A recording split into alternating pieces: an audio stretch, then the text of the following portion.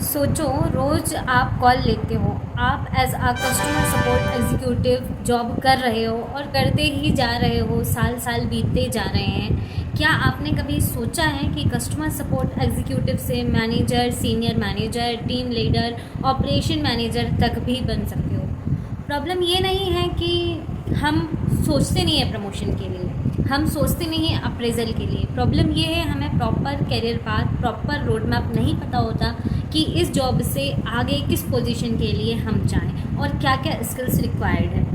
आज के इस वीडियो में हम बात करने वाले हैं कुछ ऐसी स्किल्स की जो हर रोल के लिए रिक्वायर्ड होती है। मैं आप लोगों के साथ आज रोल वाइज स्किल्स क्या क्या रिक्वायर्ड हैं, सैलरी कितनी मिलती है, कितने साल का एक्सपीरियंस रिक्वायर्ड है, वो मैं आप लोगों के साथ इस वीडियो में शेयर करने वाली हूँ। वीडियो को एंड तक ज़रूर देखना।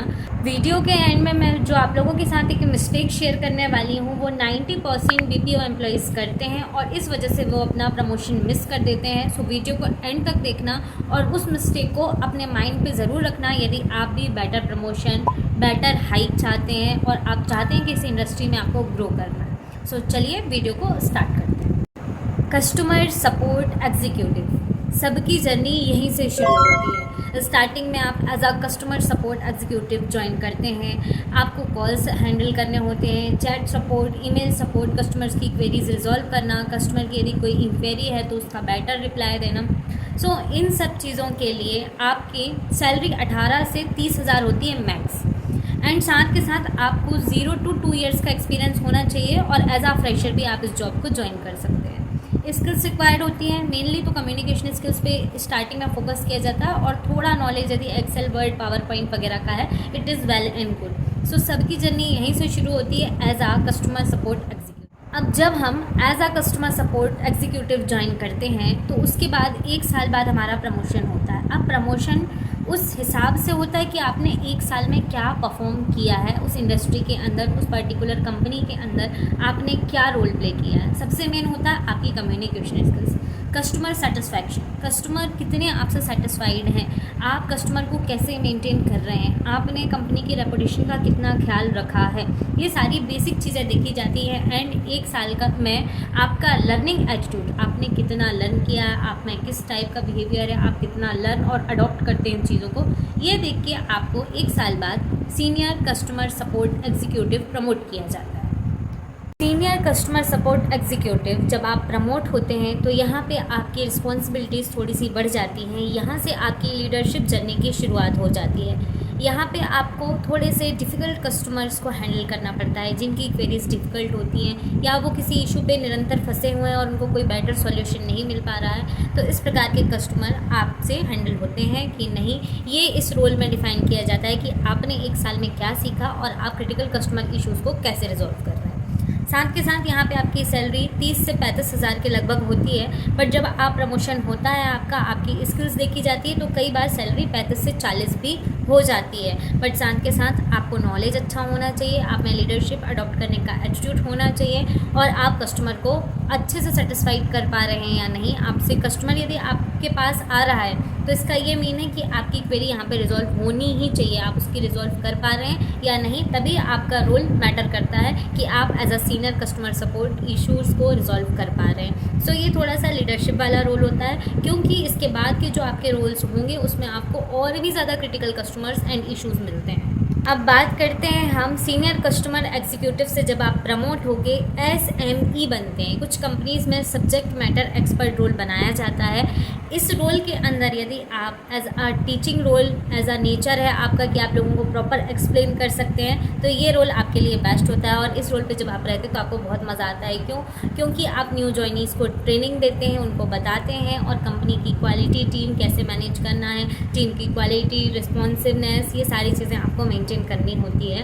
और कस्टमर्स का मेन ये रहता है इस रोल के अंदर कि कस्टमर आपको तब हैंडल करने होते हैं जब कस्टमर की प्रॉपर अपडेट नीचे वाले लोगों से नहीं संभल रही है, तो फिर आपके अंडर में कस्टमर्स आते हैं। बट कस्टमर की प्रॉपर अपडेट आपको customer support executive and senior customer support executive से लेना होता है। टीम कैसा बिहेव कर रही है, कैसा वर्क कर रही है, इस सारी बातों का ख्याल आपको इस रोल में रखना पड़ता है। एंड इस रोल की सैलरी 35 से 55 हज़ार तक हो सकती है। साथ के साथ आपके अंदर गुड कम्युनिकेशन स्किल्स होनी चाहिए, गुड एक्सप्लेनेशन एबिलिटी होना चाहिए। Apart from that, new joinees and clients both आप अच्छे से मैनेज कर पा रहे हैं या नहीं। इस रोल में यदि आप हैं तो आपको इन दो बातों का बहुत ख्याल रखना पड़ता है। आप में से बहुत सारे लोग जानते हैं टीम लीडर्स की कम्युनिकेशन स्किल्स बहुत शार्प होती है। तो जो ये नेक्स्ट रोल है टीम लीडर आप तब बनते हैं जब आपके पास एक्सीलेंट कम्युनिकेशन स्किल्स होती है, क्योंकि टीम लीडर बनने का मेन पर्सपेक्शन ये होता है कि आप अपनी टीम को कैसे मैनेज कर रहे हैं, टीम आपको समझ पा रही है या नहीं, टीम को आप प्रॉपर एक्सप्लेन कर पा रहे हैं या नहीं। क्योंकि इस रोल पे कॉल्स तो एकदम कम हो जाते हैं, ना के बराबर ही कॉल होते हैं। जब बिल्कुल चीज़ें सॉल्व ना हो तब वो टीम लीडर तक आती हैं, अन्यथा नहीं आती हैं। साथ के साथ में आपकी कम्युनिकेशन स्किल्स होना चाहिए अच्छी। आप टीम को कैसे मैनेज कर रहे हैं, टीम प्रॉपर काम कर रही है या नहीं, टीम प्रॉपर टास्क कंप्लीट कर पा रही है या नहीं, टीम क्लाइंट के साथ प्रॉपर बिहेव कर पा रही है या नहीं। ये सारी चीज़ें आपको नोटेड डाउन करनी होती हैं एंड टीम की अपडेट लेनी होती है कि टीम कर क्या रही है और टीम से करवाना क्या है। तभी इसका मतलब है टीम लीडर। इस रोल के नाम से ही क्लियर है टीम लीडर। एंड सैलरी की अपन बात करें यहाँ पे तो 55 से 60 हज़ार के लगभग इसमें सैलरी होती है और कुछ कंपनीज में 65 से 70 के बीच भी सैलरी हो जाती है। असिस्टेंट मैनेजर, नाम से ही आप लोगों को क्लियर हो रहा होगा। असिस्टेंट मैनेजर रोल के अंदर हम मल्टीपल टीम लीडर्स को मैनेज करते हैं, ना कि किसी टीम को मैनेज करते हैं। जो जिनके अंदर में टीम्स होती है, टीम लीडर्स, उनको मैनेज करते हैं और उनसे अपडेट लेते हैं। बिजनेस एनालिसिस होता है, बिजनेस रिपोर्ट्स बनानी होती हैं एंड साथ के साथ क्लाइंट एस्केलेशन मैनेज करना होता है, KPI मॉनिटरिंग होता है। साथ के साथ हमको वर्कफोर्स प्लानिंग करनी होती है, आगे की चीज़ें देखनी होती हैं। और सैलरी की बात करें तो 7 to 10 LPA के लगभग आपका पैकेज हो सकता है। बट इस रोल में सबसे ज़्यादा मैटर करता है आपको टूल्स का गुड नॉलेज होना चाहिए, लाइक प्रेजेंटेशन बनाते आना चाहिए, एक्सेल, पावर पॉइंट एंड जो भी बिजनेस एनालिटिक्स टूल्स होते हैं वो सारों पे वर्क करते आना चाहिए, तभी आप इस रोल पे पहुंचते हैं। एंड साथ के साथ मस्ट होता है कम्युनिकेशन स्किल्स। अब कम्युनिकेशन स्किल्स मस्ट इसलिए होता है, असिस्टेंट मैनेजर्स को क्लाइंट कॉल्स लेने पड़ते हैं एंड क्लाइंट कॉल्स के लिए आपका कम्युनिकेशन स्किल्स शार्प होना चाहिए, क्योंकि सामने वाले को आप प्रॉपर एक्सप्लेन कर पाएँ और साथ के साथ आप समझ पाएँ कि सामने वाला क्या कह रहा है। ऑपरेशन मैनेजर एक ऐसा रोल होता है जो बहुत ही ज़्यादा स्ट्रेटेजिक रोल होता है। इसमें आपको hiring approval, budget, revenue, planning and साथ के साथ प्रोडक्टिविटी, ये सारी चीज़ें मैनेज करनी होती है। इस रोल के लिए आपको 10 to 18 LPA भी सैलरी मिल सकती है, लेकिन आपको बहुत अच्छे से स्ट्रेटेजिक लाइक गुड थिंकिंग होना चाहिए कि आप सोच क्या रहे हो आज के बिजनेस पर्सपेक्टिव के हिसाब से।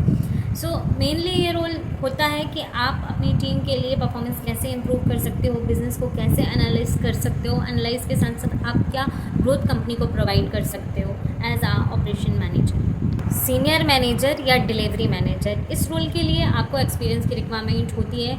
इसमें आपको 8 से 10 साल और उससे अधिक का एक्सपीरियंस होना चाहिए। साथ के साथ ये आपका टॉप लेवल लीडरशिप रोल होता है। इसमें आपकी लीडरशिप क्वालिटी जो आपने इतने सारे पड़ाव पार करके आप इस पोजीशन तक पहुंचते हैं या इस रोल तक आप पहुंचते हैं, तो आपके अंदर एक पॉजिटिव एटीट्यूड होना चाहिए कि आप multiple teams, multiple clients, business requirement, business analysis and साथ के साथ क्या आप प्रोडक्टिविटी दे सकते हैं, आप क्या प्रोडक्टिविटी दे सकते हैं, क्लाइंट सेटिस्फेक्शन दे सकते हैं, ये आपके अंदर एबिलिटी होना चाहिए। एंड बिज़नेस को प्रॉपर एनालाइज कर पा रहे हैं, क्या प्रॉफिट आप कंपनी को दे सकते हैं। इस रोल के अंदर आपको मेनली यही वर्क करना होता है। तो आप जितनी अच्छे इसमें पावर ऑफ थिंकिंग होगी, आप जितना अधिक सोच पाएंगे, जितने अच्छे से चीज़ों को मैनेज करवा सकते हैं, टीम से वर्क करवा सकते हैं, तो ही आप इस रोल पे जा सकते हैं, अन्यथा नहीं। क्योंकि जब आपका अप्रेजल का टाइम आता है, प्रमोशन का टाइम आता है, तो आपकी चीज़ें नोटिस होती हैं, आपके पास रिकॉर्ड्स नोटिस होते हैं कि आपने किया क्या है अदर रोल्स में। आप किसी भी रोल में जाएंगे, आपको सबसे मेन होता है कम्युनिकेशन स्किल्स। यदि आप BPO सेक्टर में हैं तो आपके अंदर इतनी अच्छी कम्युनिकेशन स्किल्स होना चाहिए कि आप लोगों से प्रॉपरली कम्युनिकेट कर पाएँ। आपका कम्युनिकेशन स्किल्स इतना शार्प होना चाहिए कि आप लोगों से प्रॉपर कम्युनिकेट कर पाएँ एंड आपकी जो चीज़ें होती हैं वो प्रॉपरली वे में ऑर्गेनाइज होने चाहिए। जैसे कि एक्सेल का यूज़ आना चाहिए। आजकल मार्केट में AI टूल्स इतने बूम हैं कि AI टूल्स का आपको नॉलेज होना बहुत ज़रूरी है। आप छोटे से छोटे टास्क या बड़े से बड़े टास्क को AI से चंद सेकंडों में कंप्लीट करवा सकते हैं, तो इसलिए आपको AI टूल्स का भी अच्छे से नॉलेज होना चाहिए। साथ के साथ आपके अंदर लीडरशिप की क्वालिटी होना चाहिए, टाइम मैनेजमेंट होना चाहिए एंड साथ के साथ आप टीम के साथ कैसा बिहेव कर रहे हैं, ये भी बहुत ज़्यादा मैटर करता है कि टीम के साथ आपका एटीट्यूड कैसा है, आप चीज़ें अडॉप्ट कर पा रहे हो या नहीं, अडॉप्टिंग नेचर है या नहीं। और BPO इंडस्ट्री में सबसे मेन ये होता है कि आप कस्टमर को हैंडल कैसे कर पा रहे हो। मैंने बहुत सारे लोगों को देखा है जो कस्टमर को हैंडल ही नहीं कर पा रहे, तो फिर आपका कोई मतलब ही नहीं है इस जॉब रोल पे काम करने का या इस इंडस्ट्री में काम करने का, क्योंकि मेन किसी भी आप रोल में आप कस्टमर को कैसे हैंडल करते हैं ये सबसे ज़्यादा मैटर करता है। और दिए हुए सारे role like communication skills, like explain करने की एबिलिटी, ये सारी चीज़ें मैटर करती हैं कस्टमर को हैंडल करने के लिए। तो यदि आप प्रमोशन के स्टेज में हैं तो इन सारी चीज़ों पे गौर फरमाना चालू कर दें एंड इसको शार्प करना चालू कर दें। और यदि आप फ्रेशर हैं, इस चीज़ में आगे जाना चाहते हैं, तो पहले से इस चीज़ों को लर्न करें एंड पॉजिटिव एटीट्यूड लाएं and then you can go with this. सबसे बड़ी मिस्टेक जो मैंने स्टार्टिंग में आप लोगों से कहा था कि मैं बिगेस्ट मिस्टेक लास्ट में बताऊंगी, तो वो मिस्टेक ये है कि जब हम बीपीओ सेक्टर ज्वाइन करते हैं तो शुरू में ऐसा लगता है यार ये क्या हो रहा है, कुछ समझ में नहीं आ रहा, और उस टाइम पे हम जाना छोड़ देते हैं, ऑफिसेज रेगुलर नहीं होते, अपनी अटेंडेंस मार्क करना भूल जाते हैं। यदि आपको सामने वाला व्यक्ति कुछ समझा रहा है तो आप उस चीज़ को अडॉप्ट नहीं कर पा रहे हैं, आप में नेगेटिव एटीट्यूड है। आपको यदि कोई लीडरशिप की अपॉर्चुनिटी दे दे कि इस चीज़ को तुम्हें संभालना है तो तुम संभाल नहीं पा रहे हो, हर बात में कंप्लेन कर रहे हो, और लाइक तुम्हें कोई चीज़ें समझ में नहीं आ रही हैं तो तुम उनसे पूछने की बजाय किसी और पे ब्लेम दे रहे हो। तो इन सारी छोटी छोटी चीज़ों को नोटिस किया जाता है कि आप समय से ऑफिस भी नहीं आ रहे हो, ये सारी चीज़ें भी प्रमोशन के टाइम पे नोटिस की जाती हैं। तो जब आपका प्रमोशन की स्टेज थोड़ी सी पास हो तो थोड़े से अटेंटिव हो जाओ, जिससे आपकी रेपुटेशन थोड़ी सी अप हो जाए कि हाँ शुरुआत में मुझसे मैनेज नहीं हो रहा था, तो मैं अब धीरे धीरे सीख रहा हूँ या सीख रही हूँ। सो ये सारी चीज़ों को ध्यान रखना चाहिए, क्योंकि आई नो वेरी वेल कि यदि आप इन छोटी छोटी मिस्टेक्स को नज़रअंदाज करते हैं तो बाद में आपको यही एक्सक्यूज़ मिलता है।